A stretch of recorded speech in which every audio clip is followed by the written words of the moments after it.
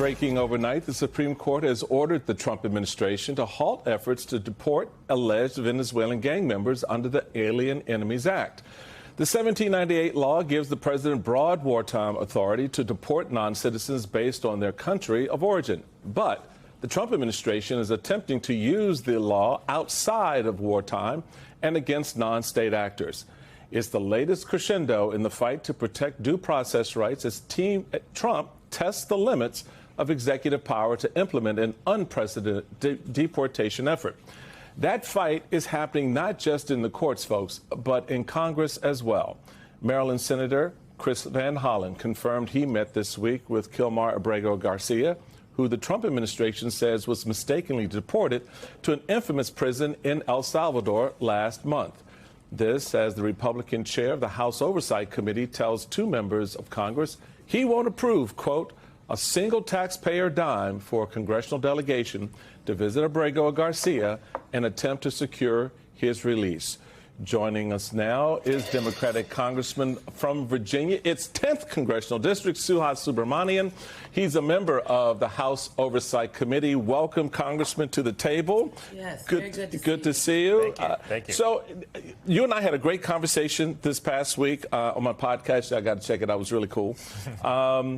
And you talked first off about the town halls and how folks are starting in your district and even in districts that, you know, you're seeing from other members turning up and really leveling up their voice. When it comes, though, specifically to what's playing out with this administration basically giving the middle finger now to the courts, right? I mean, just kind of laying, let's just right? put it on the table. Just put it on the table the way it is, right? What do you think voters, because you're going to have some more conversation this week, how do you think voters are going to respond now to the Supreme Court saying, don't do it, keep these men here, do not deport them, and Trump tweeting out yesterday, Garcia ain't coming back. He's there forever. You know, it's interesting. I actually, a Republican came to several Republicans did, and they said, you know, the stuff you've been saying about civil liberties, I actually agree with that. And we've seen more Republican influencers publicly say, yeah, I don't know how I feel about them taking these people to El Salvador just because they're saying the wrong thing or wearing the wrong tattoo, right? So you're starting to see a little bit of, you know, at least like an admittance that something's going wrong, that something has gone awry, that the Constitution's being violated, because it clearly is, right? Even the Supreme Court is sort of knocking some of this stuff down, a MAGA majority Supreme Court. But yeah, you know, that's why I do these town halls, is because you hear from everyone, not just Democrats. And in this case, when you're starting to see Republicans getting worried about what the administration is doing, that's a sign that, you know, maybe we're having a conversation. Yeah. Right? The constituents are extremely worried. I mean, we have just a mashup, if you will, of what people across the country have been saying at these town halls. Take a listen. We absolutely are in a constitutional crisis. I think every Democrat in Washington needs to have a fire lit under their ass. It seems like the Republicans throw out ugly words and amoral behavior, and all the Democrats have is outrage. I don't believe that you have pushed hard enough. I don't believe that you have thought large enough. As was our late John Lewis, but he adventured in going and causing good trouble. So my question to you is, of everything that's happening, what is your focus and your trouble? Good trouble. Give you time to say. I just want to note that Hillary Scholten's town hall was in Granville, Maryland. We had sound. Hillary Scholten was the representative. We had sound from a town hall in Westbrook, Maine. Okay, sound from a town hall in Crystal Lake, Iowa. These are people all over the country. These are not folks in the Beltway, if you will.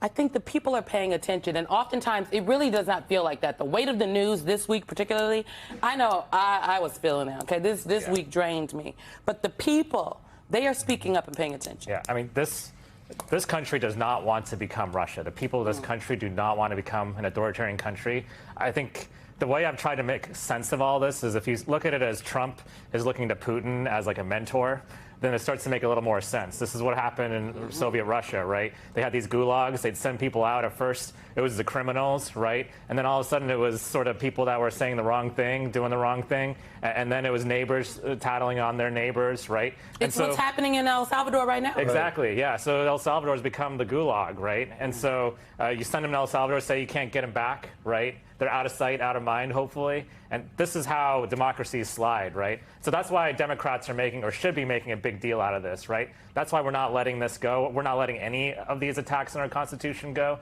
They're going to flood the zone with unlawful and unconstitutional things. We got to flood the zone back by fighting every single one of them. And let's not forget that the people, the folks in El Salvador, it's not just Kilmer Abreu. Like maybe the other folks there did bad things, right? They were not as innocent as him. Well, the New York Times, I will note, the New York Times and CBS has reporting, and they both noted in all the documents they reviewed, 75% of the people there did not have a criminal history. In this country, everyone deserves their day in court. Well, that's the point. To that point, Senator Chris Van Hollen, who's my U.S. Senator from Maryland. Now everybody want to claim Van Hollen. Well, I can, because he's actually from the state. And he and I have been buddies a long time. But so when he did this venture, when he went to make the statement and to make the point, I have to admit, I was a little bit surprised that the government, Salvadorian government, responded the way it did. And that Bukele, yes, he wanted to stage it and try to, get something on the back end of it that didn't happen by putting a glass of water with a rim on it, saying that they're sitting there sipping tequila. But Van Hollen pushed past all of that. And this is what he said, which I think is so important to the point you just made about the broader implications of the Garcia case. Let's take a quick listen, folks. This case is not just about one man. It's about protecting the constitutional rights of everybody who resides in the United States of America. If you deny the constitutional rights of one man, you threaten the constitutional rights and due process for everyone else in America. And that is enough. So, my wife and I have been having this discussion, and our voice level in the House is very high because we're both agitated at the fact that what we're seeing happening is what Van Hollen says, the stripping away of our constitutional rights. It doesn't matter, right, whether Abrego was Mother Teresa or the hardest known criminal, Al Capone, right? In each case, he has due process rights. That's what this is about. Donald Trump and they're stupid want to make us stupid by telling us that just because they've claimed he's a criminal, everything else goes away. So wake the hell up, America, because the point of it is it doesn't matter whether or not he's a criminal. It doesn't matter whether he's MS-13. He's here. Our Constitution protects him. He has due process rights. That's the bottom line, right? That's it. And, again, in Russia, at first it was the criminals, and then it was the political opponents. So today it's Kilmer. Tomorrow it might be you and I, right? It might be the people who are speaking up against Donald Trump, right? And so that's why it's so important that we cannot let this go. We have to get him back and at least give him his day in court. And everyone else who didn't get their day in court, they deserve it as well, because we can't slide into a situation where this administration can choose who goes to El Salvador and who doesn't. Earlier this morning, the ACLU responded to that Supreme Court ruling about their clients, and they noted these men were in imminent danger of spending their lives in a horrific foreign prison without ever having had a chance to go to court. We are relieved that the Supreme Court has not permitted the administration to whisk them away the way the others were just last month. I think the fact that the Supreme Court felt the need to speak very clearly is because the judge in the case said, there is nothing I can do. I'm sympathetic to your comments, but there's nothing I can do. And frankly, I feel like the Supreme Court left Donald Trump and the administration a loophole last week, so I'm glad early this morning. They kind of closed that. They decided to come on, close her up. My thing is this, Congressman. We read the news all week. Sometimes we make a little bit. And there has been a lot of reporting about Democrats in the House and the Senate and how Democrats don't feel like people should be talking about immigration. We need to be talking about the economy. Okay, how Democrats feel as though that this is a distraction. And there was one unnamed House Democrat in the Axios report that said, well, when they start taking Americans, then that's the red line and when we should speak up. I feel like that is wrong. That is but wrong.